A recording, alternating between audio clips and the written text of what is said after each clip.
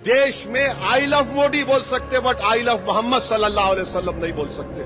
I love Modi बोलो, कोई इतराज नहीं, पोस्टर लगाओ, खुश हो जाएंगे। मीडिया के लोग 10 आके बोलेंगे, अब एक 10 बुरखापोश खवातीन को रखो, एक 3-4 को रखो, दाढ़ी टोपी, देखो ये लोग लेके चल रहे, पुलिस है, मगर आप हुकूमत के नशे में चूर हैं।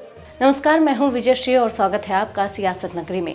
कांग्रेस बीजेपी के बीच तीखी राजनीति के बीच संभल मस्जिद विवाद में अब एआईएमआईएम प्रमुख अजदुद्दीन ओवैसी ने बहस में कूदकर देश के राजनीतिक तापमान को और बढ़ा दिया है। ओवैसी ने कहा कि संभल मस्जिद को लेकर मुकदमों का सिलसिला चल रहा है और देश में मस्जिदें छीनी जा रही हैं। उन्होंने सवाल उठाए कि इस देश में कोई सहजता से आई लव मोदी तो कह सकता है, लेकिन आई लव मोहम्मद बोलते ही विवाद खड़ा कर दिया जाता है।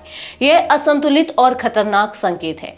ओवैसी ने मीडिया और प्रशासन पर निशाना साधते हुए कहा कि जब सत्ता बदलेगी तो ऐसे दमनकारी रवैये का हिसाब लिया जाएगा। उनका कहना था कि मुसलमान अपनी पहचान में पैगंबर मोहम्मद की अहमियत को नहीं मिटने देंगे। अगर मैं मुसलमान हूं तो मोहम्मद की वजह से हूं। देश की आजादी में हिस्सेदारी रखने वाले करोड़ों लोगों के लिए यह भावनात्मक मायने रखता है।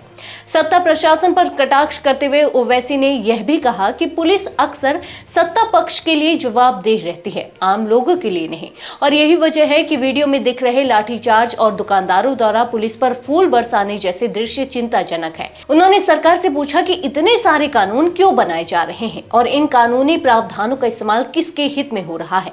ओवैसी ने हालांकि हिंसा की निंदा भी की और स्थितियों को शांतिपूर्ण तथा कानूनी तरीके से सुलझाने की अपील की। वे बोले कि संघर्ष के दौरान भी धैर्य और कानून का ही सहारा लिया जाना चाहिए, वरना हालात और बिगड़ेंगे। उनका यह बयान संभल विवाद को धार्मिक और राजनीतिक विमर्श दोनों में बदल देता दिखाई दे रहा है और आगामी दिनों में यह मुद्दा चुनावी बयानबाजी और सड़क स्तर पर दोनों जगह गूंजता रहेगा।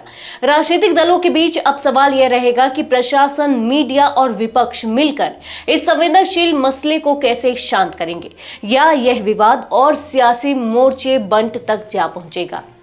आज के लिए बस इतना ही। अगर आपके इलाके में कोई राजनीतिक लापरवाही, भ्रष्टाचार या जनहित से जुड़ी समस्या है तो आप चुप मत रहिए, अपनी शिकायत हमें भेजिए। सियासत नगरी आपकी आवाज को मंच देगा और जवाबदेही तय करेगा, क्योंकि अब हर सवाल होगा सीधा सत्ता से।